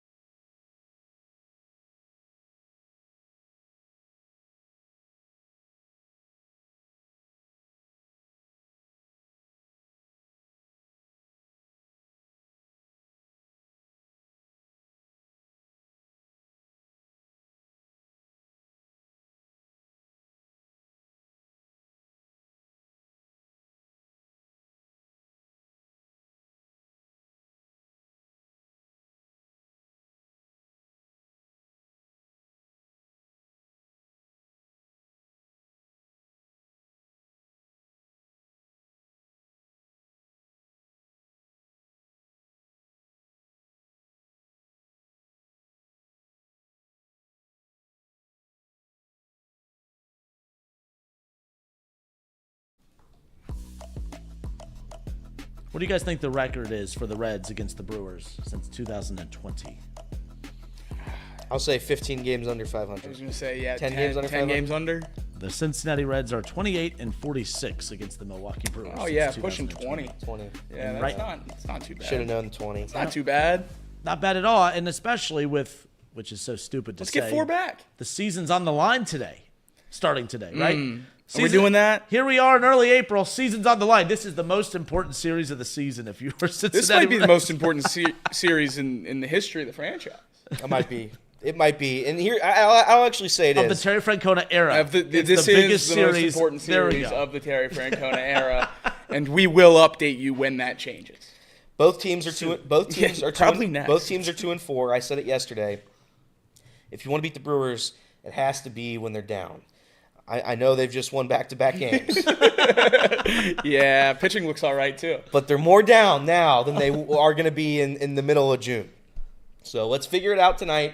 Let's get a win, hit off Nestor Cortes, and try to run with it. So I Nick Lodolo versus Nestor. I'll take Nick Lodolo. I think the Reds are I guess better than them. I don't know. I'm not going to sit here and lie. I think it's going to be a tough fight. It's going to be a tough fight in Milwaukee tonight at 7:40. There's a non-zero chance that the Reds walk away with a win. For the record, the over/under is 7.5. I would bet your life on the under. I'd bet your entire soul on the under tonight, just for the record. No disrespect, but come on. They don't score runs. Neither team. The Brewers, again, during the stretch of the first, 4 games this season, they gave up, if I remember right, it was, 32, 36, 47 runs in 4 games. So if we can get that Brewers pitching staff back for this series, there's a chance the Reds offense is back. They've given up 2 runs in the last 20 innings. They went 11 last night. Yeah, but that doesn't fit my the narrative. 0 and 3-2 win is. That doesn't fit the narrative, though. The Reds just scored 14 runs in 3 games, though. So they did. Look out, Milwaukee. They did, and they went 1-2 in a 14-5 stretch. Remember we said earlier, records don't matter. Yeah. We got Elly De La Cruz, baby. Yeah, no, see, yeah, you're right. You're right. Look, the Brewers had to win games before they played the Reds. They did. If they were 0 for going into the Reds series, we knew that was going to be bad. I didn't want the pitching to lock this far in. Yeah. It seems like they've turned a corner and are back to the Brewers pitching that we've come to know and hate over the last 10 years or so. But maybe that changes tonight. Maybe Nestor Cortes still thinks it's the World Series and just keeps throwing meatballs like he was in New York. So hopefully we get the same luck they did. Our torpedo bats didn't seem to work over the last 2 days. Can we get those tweaked? Can we get that MIT scientist guy? Yeah. I want steroids. Look, I want juice. If we really want to talk about it, what are we doing? We're messing with the bats? Something wrong with a little anabolic? Needles everywhere, all over the clubhouse. I want them injected. There's a secret formula that can get us a better, stronger team. So let's use it. We have, who's this? Ramsey Country says, this is so stupid, 2 games under 500. I don't know if that's in response to saying it's an overreaction or if it's stupid that the Reds haven't been better. I'd imagine it's because we're saying both. Probably. I imagine it's a overreaction, and yeah, fans are going to overreact. Of course, it's baseball. It's the first month of baseball. There's more eyes on the Reds right now than there's going to be in 2 months. So that's why there's a lot of overreaction because we all think they should have been better. That's 2 series that they should have won pretty easily, if I'm going to be honest. That Rangers series. I dare I say they should have swept the Rangers because they should have. When your pitching staff's that good, you should have swept them. The Giants series, not winning Game 1 is one of the biggest jokes of the season. Yep. I'm never going to forget that game. I'm ever. If the Reds miss the playoffs by a game and a half or a half a game, I'm going to call that game the worst game in Reds history because that's a joke. The fact that we lost opening day like that in that fashion. As far as this series, I know Kinner was kind of making the joke that this is the biggest series of the season. The division games are vastly more important for the Reds this year than they've been in a long time, based on the fact that the division's not very good. So if you can take advantage of the Brewers, if you can take advantage of the Cubs, the Pirates, the Cardinals, if you can take advantage of these guys, you're going to give yourself a better opportunity later on in the season to at least hold the division title. And that's the Reds' only hope. So it is a big series. Every division series from this point on is life and death for the season. You have to win these games. People bring up the record, and by the way, I forgot the name of that guy in the chat, and he's not wrong. I get it, because it sounds ridiculous. You play 162 games, we're 6 games in, and you would think that we are. This is July talk. This is how we were talking about this team in July of last year. So I get it. There was enough games last year in July to have that type of vibe, and yet here we are 6 games in. But the question I have for people that throw the small sample size of games out there, have you watched the games, though? Have you watched them? It's not like these are, the Reds aren't playing well. They're not getting production from almost 50% of their lineup. And then, they put up 14 runs in one game and get shut out in the next 2 games. And that's why yesterday I said, man, if the Reds make the playoffs, Elly De La Cruz will be a legitimate, MVP candidate and should win the MVP because that's how bad this lineup is. And it's like every time he has a massive game, the Reds win. And that's what it's going to take. And there's so much pressure on Elly De La Cruz. There's so much pressure on a Matt McClain and a TJ Friedel at the top of the order. And it's one of those where if those guys don't produce in the 1 through 3, 4, or 5 slot, you're not getting runs in the bottom half of that order. You're just not. And I know tonight they'll probably get 3 or 4 runs in the bottom of the order. That's how this works. But when people bring up the small sample size of games, I get that. But we do a show every single day, and we react to the games that have been played up to this point, to the most recent game. And, Elliot, you brought up a good point. You just brought up a lot of woulda, coulda, shoulda situations, and we're only 6 games in. That's the problem. We're only 6 games in. They should have won opening day. You're starting pitching. You only give up 1 run in back-to-back games, but we're talking about the fact that you got shut out in back-to-back games. Like, so there's a lot of these things. If you hold your opponent to 1 run, you're going to win a lot more games than not. Or will you? Like, because of the deficiencies with this team, I do not think it is that crazy to react this way after 6 games. And you know what? If the Reds go out and they outscore the Brewers by 20-plus runs and they sweep the Brewers and see you guys overreacted, no, I will not say I overreacted. I will say I reacted up to 6 games into the season, and then we'll react to 4 games coming up, because that's what we do. The Reds were horrible on opening day, and then after game 2 against the Giants, we were back, baby. And then we were down on them out in the 3rd game of the series against the Giants when the bullpen blew it up, and then all of a sudden we're back, baby, because they put up 14 runs against the Rangers in game 1, and guess what? Now we're not back. We are down. We are down for the count. And you already talked about offseason. I heard you literally just say, well, in the offseason, they need to go get blah, blah, blah. That's egregious. But that's where we're That at. does seem a little crazy. No, you're fine. I just meant that's where we're at. I don't pretend that I'm not overreacting. I openly say that I overreact when it comes to the Reds. I do it every game. I do it because it's my job. If I didn't have this job, I probably would not react the same way as I do when I have to talk about it, right? Because I'm trying to make some narratives in my head, and that's part of this job. But yeah, I mean, it's an overreaction. It's everybody's freaking out over a couple of bad games, and I'll stand by this. A couple of bad games for us is a lot different than a couple of bad games for everybody else.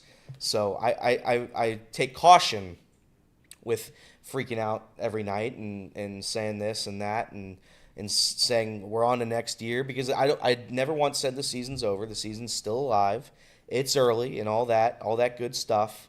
I'm just saying right now that you can't possibly realistically expect them to all come together magically this year if they're going to continue to be hurt and not healthy. It's just not how the roster was supposed to be built. And I think that says a lot more about Krall than it does, or Krall or Meter or whoever the hell is in charge of building this roster. It says a lot more about them than it says about us, because they were supposed to have an answer when you don't have, one of your guys. You're supposed to have a backup plan.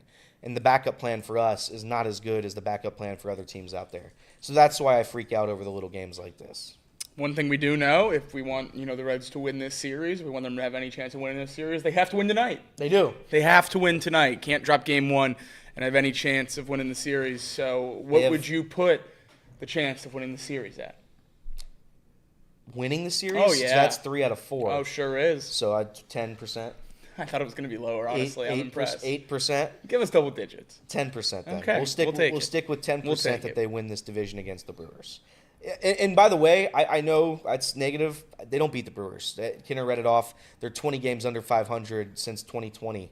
Or I think that's what he said. Since 2020, they're 20 Since games 2020, under 500. 28-46. Yeah, so I'm aware that we're overreacting here, but it is one of those things where, with the Cincinnati Reds specifically, you have to pay attention to the little games, because they come back to bite you at the end. I've seen a lot of people saying, at least we're not the Braves, 0-7. I'd love to be the Braves, dude. I would love to be the Braves. I would love to be the Braves. Not 0-7, but I'd love to be the Braves. The team that I most don't want to be, though, the team that I think has it worst right now, is the team that beat us in the opening series. The Giants are 5-1. Yeah. Having an unbelievable start to this year, 6 games in. They're in 3rd in the NL West, behind the 8-0 Dodgers and the 7-0 Padres. Just no shot. That's hilarious. Just no shot in the NL West. You just know the Giants just know they're a wild card contending team. You're not winning that division. Yeah, kudos to the Rockies for packing it in early, 1-4. Thank you to the Rockies. Don't want to play there. Have they played at home? I'm sure they play. They haven't played at home. They're 1-4 on the Oh, road. no. They're 1-4 on the road. Oh, no. So your narrative's wrong. We'll see. We'll see if the Reds have a better record or the Rockies at home. Okay, we'll see. Every year. We'll see. So we put out a poll question earlier. Are the Reds bad? That poll is complete. 60% of the votes that came in, almost 100 votes, said yes. 60% of the votes said yes, this is just a bad team. So we are getting a lot of people that say we are overreacting. So we put that in there as well. Are the fellas overreacting about the Cincinnati Reds slow start? My goodness. Even. It's split. 50-50. Even 50s. How about 50-50. that? That's big time. I think about that's 50-50. So we'll keep track of those results as well. As far as the Reds are concerned with this series with the Brewers, as far as who they have, obviously Nick Lodolo on the mound tonight, and then moving forward, again, a 4-game series with the Brewers. So you have Nick Lodolo tonight, Nick Martinez tomorrow night, Brady Singer, and then Carson Spiers will close it out against Milwaukee. And then, of course, when you get the Giants again on the road, you'll have Hunter Greene getting to pitch that one. But again, give a thumbs up for Hunter Greene yesterday. Everybody in the chat, hit the thumbs up button for Hunter Greene, who threw 7 innings of 3-hit, 1-run baseball and somehow didn't win that game. Thumbs up for our guy Hunter Greene. You got the loss and the win-loss column. You might as well give him a thumbs up in the chat. So give him a thumbs up right there. Opening day rematch. 49, 49, 50, 50, 51, 51, 52, 53, 54, 55, 56, 56 likes. Sold to Jacob. Opening day rematch, game 1 in San Francisco. Hunter Greene versus Logan Webb. Maybe we can get a little revenge. Yeah. Ian Jabot closed it down in Oracle Park. There we go. Maybe we could do it. This is the problem, though. The Reds suck on the West Coast, and they stink against the Brewers. I think that's an anecdotal stat. I don't think the Reds are bad on the West Coast. They're I not think it bad just against feels the like Dodgers. it. They're not bad against the Dodgers on the West Coast for whatever reason. They dominate the Dodgers. If we could ever get to the playoffs, we'd be all right. Well, it's because all the really good talent on the Reds, it's a tryout. So That's true. that's the thing that drives you always get your best Elly, you get your best McClain, you get your Yeah. best future Dodgers. Yeah, I'm just glad the Yankees are going to let Ellie keep the beard now. That's big. Yeah, it is. All right, let's switch over to our other favorite team in Cincinnati. It's yours. Let's switch over to these guys' other favorite team in Cincinnati, the Cincinnati Bengals. I love drama. Last year, the offseason was kind of boring. I mean, it was the T. Higgins stuff, but that was getting repetitive. Trey Hendrickson's borderline repetitive at this point, but there's new layers. He went on the Pat McAfee show because that's what you do when there's beef. When someone says something bad about you, you go on the Pat McAfee show, and then you fire back. And that's what Trey Hendrickson did yesterday. A lot of interesting takeaways. I'm curious. Yesterday, by the way, there's a lot of people on Trey Hendrickson's side. Don't get me wrong. But it does feel like there's a lot more people who are kind of leaning towards being on the side of the Bengals. But does yesterday's interview with Trey Hendrickson on the Pat McAfee show, does that change your mind a little bit? We'll get to all of that more when we come back. More Off the Bench next.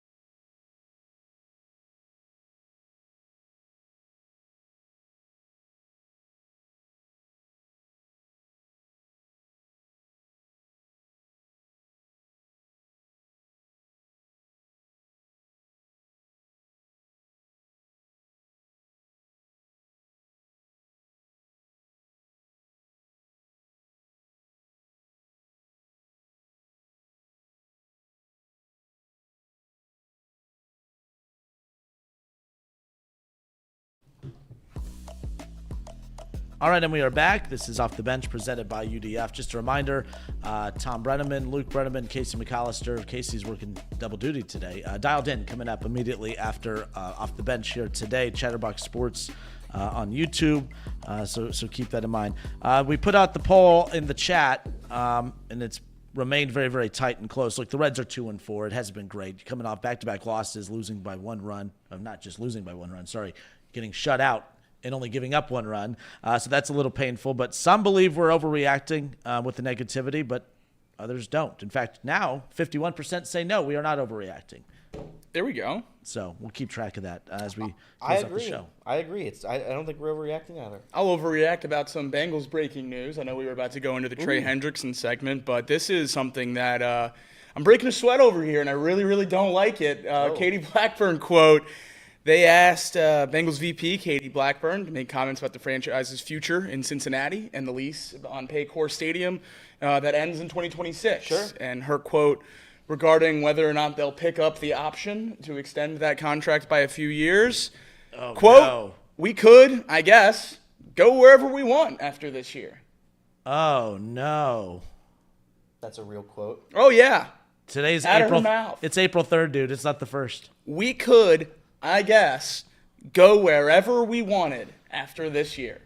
Ooh, she's pulling old Phil Castellini. Boy, Where are that you is gonna go? That is Where am I that gonna is go? a- Where are they gonna go? Yeah, That actually, is it's a- I'll go. I'll keep coming. I want to go. this woman, I tell you. That is a disgusting quote. Yeah, that's not fun. That is a horrific quote. Who's that from? Can you? Katie, That's What- on what it. reporter? That's like Front Office Sports tweeted it. She said it in an article. Okay. yeah. Yeah, Can't not have- good. Can't have that. I mean, Not we just, good. We just can't have that. So I don't understand why owners do that. I'll never understand weaponizing your team like that, because it's just going to upset people when you say stuff like that. So that's just terrible. It's a bad look. It makes the fans nervous. It makes the fans angry. You get nothing good out of that quote. Nothing. Not fun. Not fun for anybody. This Reds- is going to be a rough cycle, it seems. the Reds should be taking lessons from the Cincinnati Bengals, who actually win in this city. And now I'm saying the Bengals should be taking lessons from the Reds. You just watched what happened when Phil Castellini basically blew up this fan base a few years ago and just brought the morale to an all-time low. With that same similar quote, I know it's a little different, but like, where are you going to go? Basically mocking the fan base, like, hey, we hold all the cards here. We're you're going to complain about us, but where are you going to go? Katie Blackburn's basically saying, you can complain about us all you want, but we have options. Like, Yeah. I think that's more alarming than the Reds mocking the fan base, saying, where are you going to go? Basically, to be honest, if you look back at those Phil Castellini comments, the where are you going to go, basically was him saying, we're not going anywhere. Like, you're going to complain about how we run things, but hey, you're stuck with us, buddy. Yeah. Katie Blackburn this is way worse than the Phil Castellini comments, because Blackburn's basically saying, not where are you going to go? It's like, well, what are you going to do if we leave? Because we have options. And you have Joe Burrow, you have T. Higgins, you have Jamar Chase.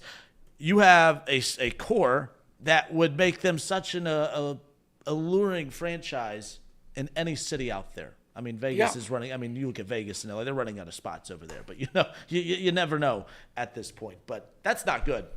I don't like that comment. I think it's going to be overblown. By the way, they're staying in Cincinnati, or do you guys feel a little worried about that?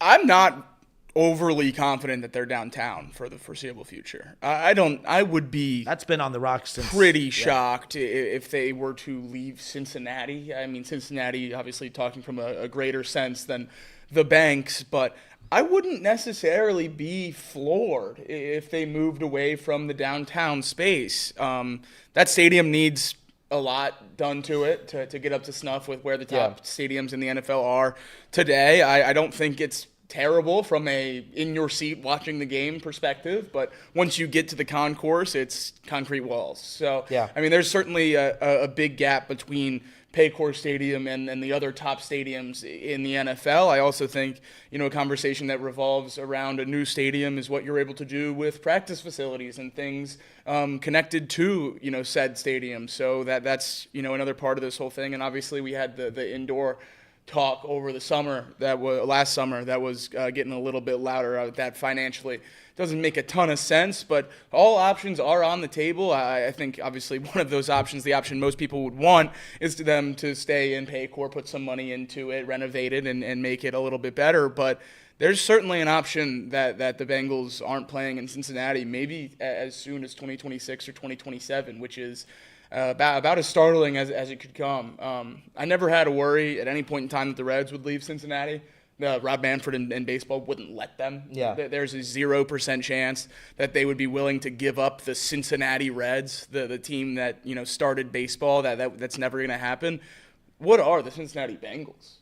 What does that mean to the NFL, to Roger Goodell? I mean, this team could absolutely go somewhere, and it would benefit everyone involved with the NFL to have Joe Burrow and Jamar Chase and T. Higgins playing in a different market than Cincinnati. So this is very scary. I don't know how not accurate, but how not in full context that quote was. I'm just looking at it now. I don't know, again, the situation of the Bengals, like Jacob just said, it's not in complete lock. There is a little bit of a reason to be worried because it's never certain about stuff like that. I do think that was regarded to, she might take the team to like Northern Kentucky or somewhere else in Ohio. or not that far away from Cincinnati. So that could be what it is too. It's not saying that they're going to go move to LA. It's for the record. It could be just not in downtown area. Once you pack it up and you're moving somewhere, I'm not going to be very easy about that situation. But That's certainly, much more likely that they would stay relatively close to this media market. But, I mean, I think one of the great things about the city of Cincinnati is our stadium setup. Yeah. I think that space in between and what they've done, for game day at both Great American and Paycor Stadium are, two of the more fun pre-game, post-game venues, maybe in the entire country, for how you have that set up. So I think it would, take a big hit for just the vibe of Bengals games in general if they were to move away from downtown. Obviously, if the options are, St. Louis or Hamilton County, I'll take Butler County, but I don't think that that's a good move, for the Bengals to get out of downtown. I think we should, try to figure out everything you can to make it work. So Mike Florio put out an article regarding this, just saying the Bengals have contract issues on the field and off, of course, but says that their lease at Paycor will expire on June 30th of 2026 unless they exercise an option to extend it by 2 years on or before June 30th. So that's an important date to keep an eye on, for coming up this summer. But Team VP Katie Blackburn was asked about the status of the lease during the recent league meetings. She says, we play it day by day, and like everything else, we just continue to have discussions and see where things are, and then have to make decisions at the appropriate time. And that's, of course, a quote that was pulled from Kelsey Conway of the Cincinnati Enquirer. Going on, it says that if the decision is made not to exercise the extension, the Bengals will essentially become geographic free agents after the upcoming season. Florio says they aren't bashful about saying it out loud either. Katie Blackburn says we could, I guess, go wherever we wanted after this year if we didn't pick up the option. So, we'll see. Like I said, all these things will be done in due course. The problem is it's going to rub a lot of people the wrong way just because, if you trusted that they do business well and make good decisions without it getting ugly, there's not one part of me that believes that this is not going to be ugly. It may result in them staying in Cincinnati. It's going to result in them staying in Cincinnati. But there's going to be a stretch, just like the stretch of, we've seen the last of T. Just like the stretch of, man, I hope they do what they need to take care of Burrow. Oh, man, are they going to be able to keep T and Jamar Chase? Or now can they take care? Usually it gets done, but everything they do gets done, but it's done in a horrific and ugly way. I just wouldn't expect it to get done in a timely manner or in a non-drama way, which I guess is good for content. So there's that. Yeah, there is always that. As long as the end game is them staying in Cincinnati, because that's horrific content if it's the other things. That's it. I'll go sell used cars. If the Bengals move out of Cincinnati, I'm done. I'm done with it. I'll stop watching the Reds too. You're out? I'll just pack it all in. Sports, not for me. When's the movies? Can I see a play? Yeah, you can get into plays. Little film critic. I'll start watching plays. I was at a play. I don't know what weekend that was, but I was at a play at Aronoff, so it's good. Plays are fun. If you wore a turtleneck and sunglasses with the hat and the long hair and kept the facial, you'd look like a film critic. Okay, I can do that. I think you could pull that off. I can do that. But either way, staying with the Bengals, Trey Hendrickson. Katie Blackburn, who, by the way, good for her. I mean, she's doing a lot of talking this week, and she's gone viral for quite a few things, including what we discussed on yesterday's show, the handling of Trey Hendrickson, basically just saying, at some point he just needs to be happy with what he's been offered, to kind of summarize it, slightly. We reacted to that yesterday. It's one of those where the Bengals need to get a deal done with Hendrickson, but at the same time, it needs to be a deal that makes sense for both sides. We understand the Bengals' point of view of not wanting to give him the same similar contract of a Crosby or a Myles Garrett, for a lot of reasons that we've discussed, being the age and other stuff. Did Trey Hendrickson's comments, I'm assuming you caught it on the Pat McAfee show yesterday, is there anything he said that stood out to you that now has you kind of saying, all right, the Bengals are messing this up? Or are you digging your heels in even more, saying the Bengals are still in the right to not just willy-nilly give him whatever he wants in this particular situation? Yeah, the only thing that raised some concern for me from Trey Hendrickson's comments, not a lot that I didn't expect. I thought as soon as I saw he was going to be going on Pat McAfee yesterday, my initial thought was he's going to get up there, he's going to say the Bengals aren't communicating very well, and he's going to say he wants to be a Bengal for long-term with financial security and guaranteed money. That's exactly what he did. There was really no surprising quote there. He didn't really drag the Bengals through the mud. He said they're bad at communication. Wow, groundbreaking. We've heard that since about 2015. Yep. And nothing's changed personnel-wise in that front office. So I don't know why Bengals fans are necessarily shocked by that. The one thing I didn't like is he said that the Bengals front office hasn't been communicating with his agent directly. And that's something that really doesn't, feel great to me. It's what I pointed out yesterday with the Micah Parsons negotiations in Dallas. And, I made fun of Jerry Jones. I said, that's not how you run a team. That's not what agents are for. I don't think that's, a good way to go about negotiations, especially with a star player. Maybe it's different for guys lower down the depth chart. You can convince them on things other than money. But when you're negotiating with Trey Hendrickson, what's holding it up? It's not, does he want to play in Cincinnati? Does he like the coaching staff? It's dollars. Yeah. It's, that, and that's what agents are for. So the fact that they aren't talking to his agent or not talking to his agent enough, that seems to really not be a good sign. Trey Hendrickson said that it's been months with poor communication, that they're open to talks if the Bengals have anything they want to offer. So not great to see that certainly coming out yesterday, but nothing changed for me. It seems like a lot of news over both Katie Blackburn's quote and all Trey's quotes, but nothing's changed for me. I expect a 1 or a 2 year deal for Trey Hendrickson to get done by week 1. I mean, how many times have a player and an organization both publicly said that they want to stay together and it not worked out? Yeah. I think you probably count that on one hand. I mean, will it get ugly before week 1? Probably. Will he hold out and affect some of training camp? Probably.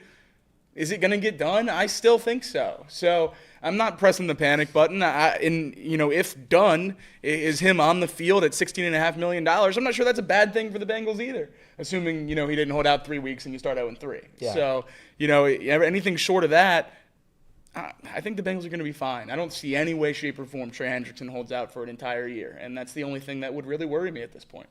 I didn't take anything, too crazy away from yesterday. I mean, obviously the quotes don't sound great, but that's the tool of going on the Pat McAfee show, is you air out all your drama.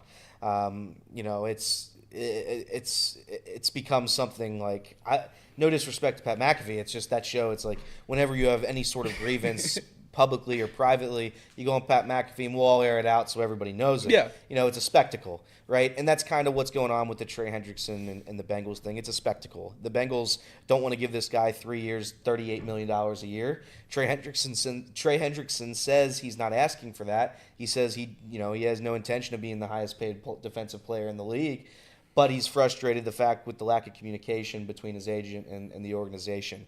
That part, like Jacob said, I guess is the only thing that you would take away from him. Be like, all right, well, maybe we should probably talk to the guy. Yeah. I mean, hell, if you talk to the agent, he might give you another good deal, a hometown deal. So maybe you do it that way. But I have nothing really extra to say. I think both sides are annoying me at this point regarding this whole deal.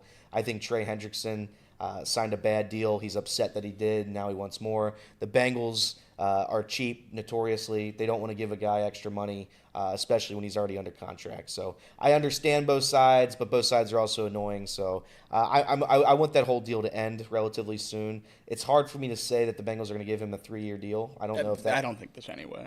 2-year deal would be the max, and even then, I don't even know if the Bengals would be willing to come back to the table unless they give him one of those T. Higgins deals. Maybe, but as of right now, I would say that I'm not as confident that Trey Hendrickson's going to play every single game, but he is going to play for the Bengals this year. I still haven't wavered on that. He's just might sit out a game or two.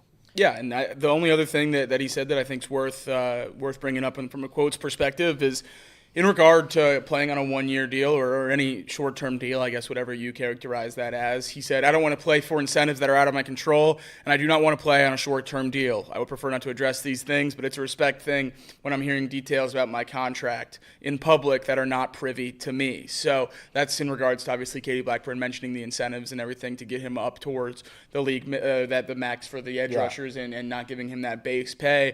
I think a lot of people initially read this and freaked out and said, well, 1-year deals off the table. Yeah. I don't think that's necessarily the case. I think a 1-year deal where the bulk of the incentives come from the Bengals making the AFC Championship or winning the North or winning the Super Bowl, that's off the table. Yeah. I don't think this includes incentives like 10 sacks, 12 sacks, because that is in his control. The quote is, I don't want to play for incentives that are outside of my control. I think that's an important differentiator there. I don't think he minds proving that he's still an elite edge rusher and having that incorporate into how much money he makes in a given season. I do think the likelihood of a 1-year extension, I think that only comes if we get to a Chris Jones situation where he sits out for week 1 and week 2, or week 1 and you reach a solution in the middle with an incentive-laden contract to get him up to a point where he's comfortable playing. If anything gets done in terms of him being out there week 1, him being out there, all preseason, I think that'll be a 2-year extension, which I still think is unlikely. Yeah, I thought it was a nothing burger just because we didn't learn anything. Yeah. Everyone jumped on it like, oh, can you believe the Bengals? Yeah, we can.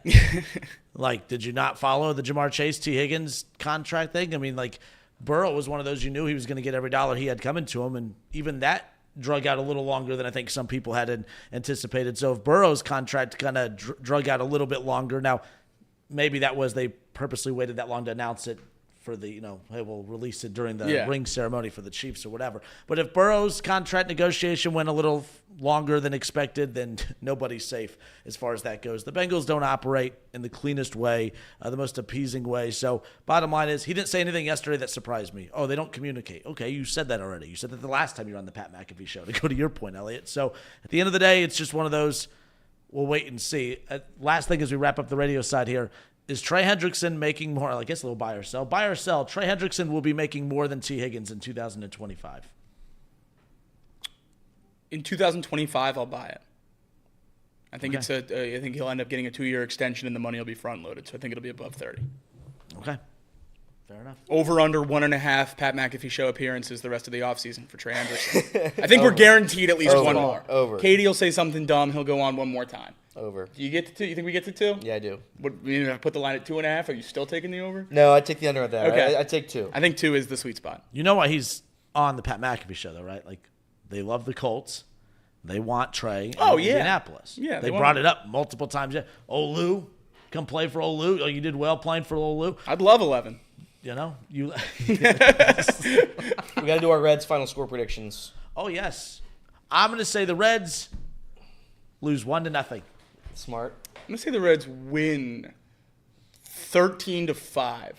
I'm going to say the Reds lose 2-0. Ooh. Well, I'm not going to predict them to lose, because if they lose, they're going to lose the series. We've known that. That is true. We do know that. History That has is true. Why play the proven that games? time and time again. So I'm going to say they're going to win. I'm going to say it's going to be 3-2 Reds. Wow. No faith. In game ones this year, the Reds are averaging so many runs. 18 with 9 runs on average in game ones this year, and you guys are going low. It's a lot of runs. I'm not rooting for the Reds to fail, but at a certain point, when you go this many innings without a run, it is just like, it is funny. How long can we take this? Like, how far It's can we go? undeniably funny. If we lose today 1-0, I'm going to officially start rooting for that. Okay. Every day to lose 1-0. Yeah. Just to see how far If we we lose go. 3 in a row, I want 100. Yeah, that's fair. Like, I'll be pissed if Ellie hits a home run, like, type of thing. Like, Yeah. That's tough. being a Reds get fan is that tough. over. You see what it's doing to us? You see the weird conversations we have as a fan base? Like, we're almost, yeah. All right, that wraps it up for us. We do have Dialed In with Tom Brennaman, Luke Brennaman, and Casey McAllister coming up next. But until tomorrow, this has been Off the Bench, presented by UDF.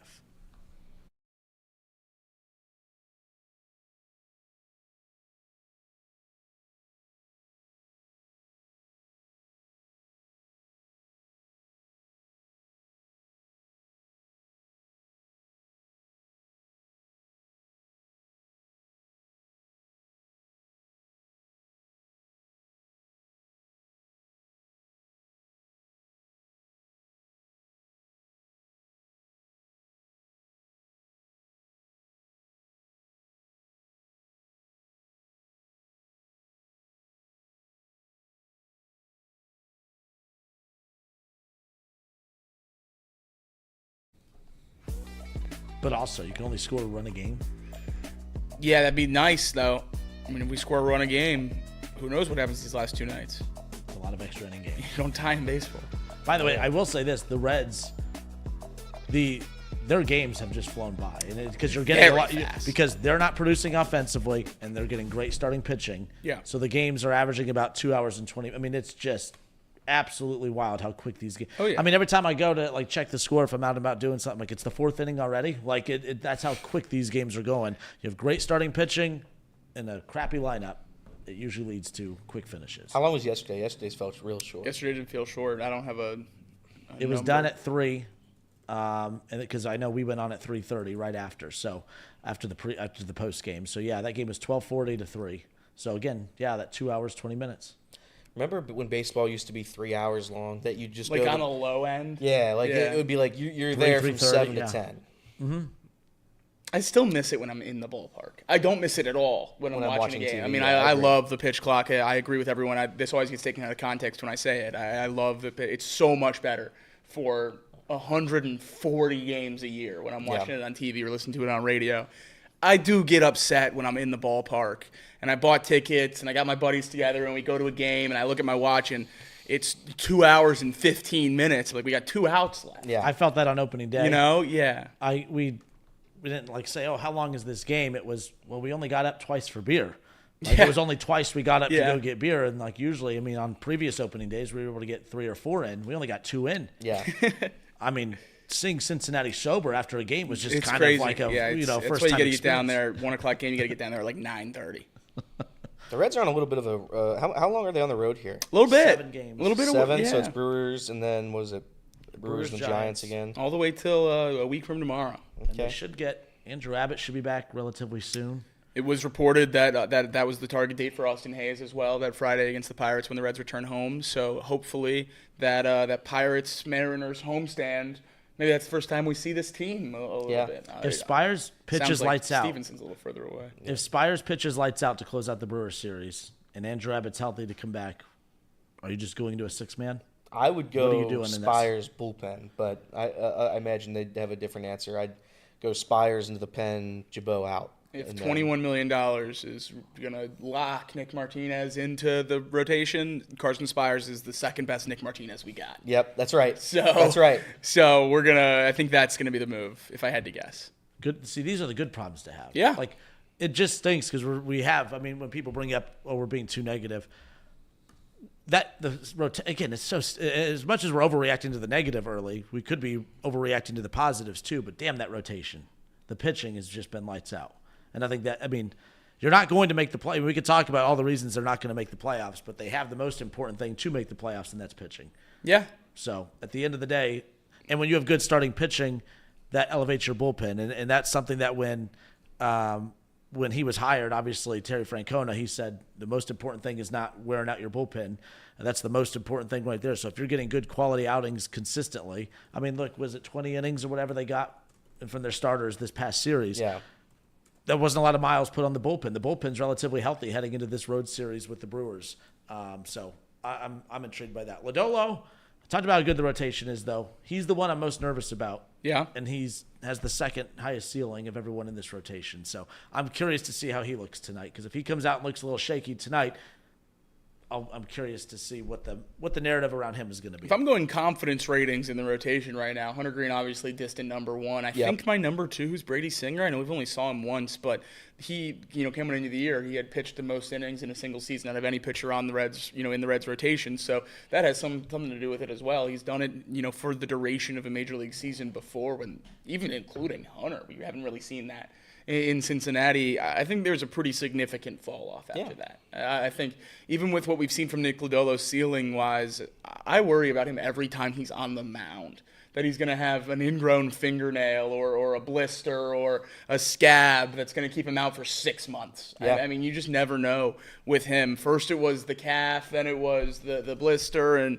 it seems like it's always going to be something with him. When he's out there, he's incredible, and he's the Reds' second best pitcher, and hopefully he can be out there for 20-plus starts this year, and that would be great. But I don't have a lot of faith in the back. I guess he's second, but in terms of talking about the confidence, the back half of this rotation to keep it up all season long, and that's why back-to-back 1-0 losses are scary, because if you don't have elite pitching, what is this team, losing? Yeah. What do these scores look like if you don't have one of the best rotations in baseball? If your bullpen isn't, nails in back-to-back games, this gets really, really scary. So, you got to hope that before the pitching gets tired, before the pitching starts to weigh on themselves a little bit, that the offense picks it up, and it seems like a broken record from last year. Yeah. All right. Well, we're wrapping it up because I know we got dialed in coming up next. Casey, is it arms or legs day? What we have planned? What's the workout planned for your machine? Well, you see, yesterday was leg day, so today is a rest day. Okay. And Friday will be an arms day. You work like a shoulders and core in there one day? I try to hit it during each workout. Okay. Some sort Look at of you. core Did you get some workout, cardio so- in? No, real men don't run. Real men don't run. No. Jacob knows. Sorry, Reed. Dialed in with Tom Brennaman, Luke Brennaman, Casey McAllister coming up next.